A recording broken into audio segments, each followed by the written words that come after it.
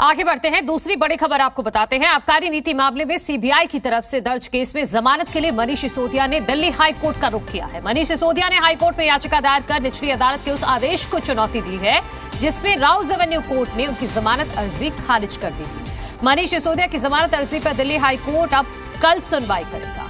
तो ये इस वक्त की बड़ी खबर आ रही है। राउज एवेन्यू कोर्ट के फैसले को चुनौती दी है मनीष सिसोदिया ने हाई कोर्ट में। आबकारी नीति मामला है जिसमें सीबीआई की तरफ से दर्ज केस में जमानत के लिए मनीष सिसोदिया ने अब दिल्ली हाई कोर्ट का रुख किया है। मनीष सिसोदिया ने हाई कोर्ट में याचिका दायर की है और निचली अदालत के उस आदेश को चुनौती दी गई है जिसमें कोर्ट ने उनकी जमानत अर्जी को खारिज कर दिया था। और इसी खबर पर जानकारी के साथ जी मीडिया संवाददाता अरविंद सिंह हमारे साथ जुड़ गए हैं। अरविंद, निचली अदालत ने किस आधार पर जमानत को खारिज किया था और अब सीधा हाईकोर्ट पहुंच गए हैं मनीष सिसोदिया, तो क्या कोई फायदा होगा? देखिए, हाईकोर्ट में मनीष सिसोदिया ने निचली अदालत के फैसले को चुनौती दी है और यहाँ पर गौर करने वाली बात यह है कि निचली अदालत ने न केवल जमानत अर्जी खारिज की थी बल्कि इस पूरे मामले में मनीष सिसोदिया की भूमिका को लेकर बड़े सवाल भी खड़े किए थे। कोर्ट ने जब जमानत अर्जी खारिज की तो साथ में ये भी कहा था कि जो कुछ तथ्य रखे गए हैं, जो कुछ सबूत जांच एजेंसी की तरफ से पेश किए गए हैं, उसे देखकर लगता है कि मनीष सिसोदिया इस पूरी आबकारी नीति मामले में जो आपराधिक साजिश है उसके आर्किटेक्ट हैं, ये कोर्ट ने कहा था।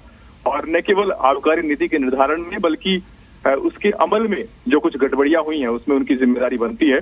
और कोर्ट ने ये भी कहा था कि जो सीबीआई की तरफ से जो दलील दी गई है कि 90 से 100 करोड़ रुपए की रकम दी गई मनीष सिसोदिया और जो सरकार में जो उनके सहयोगी मंत्री थे, ये सारी बातें कोर्ट ने अपने आदेश में नोट की थी और इस दलील को भी अहमियत दी थी।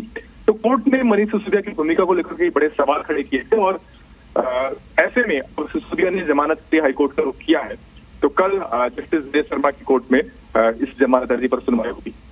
बिल्कुल अरविंद, ऐसा कौन सा आधार है जिसके जरिए हाईकोर्ट में अपील की गई है? क्योंकि आज बहस तो हुई है और जो ऐसा क्या अलग बात है जो दिल्ली आज पे नहीं कही गई है मनीष सिसोदिया के वकील की तरफ से और उसको बचाकर रखा गया है दिल्ली हाईकोर्ट की तरफ से कि उस उम्मीद में कि वहां हाईकोर्ट में सुनवाई होगी और जमानत मिल जाएगी? ये समझना होगा कि आज निचली अदालत में सुनवाई हुई है वो ईडी की तरफ से जो मनी लॉन्ड्रिंग का केस दर्ज किया गया था उसमें मनीष सिसोदिया और की तरफ से दलीलें रखी गई हैं। और लेकिन ये जो मामला है ये सीबीआई की ओर से जो दर्ज केस है उसका मामला है जिसमें कुछ दिनों पहले निचली अदालत ने उनकी जमानत अर्जी को खारिज किया था।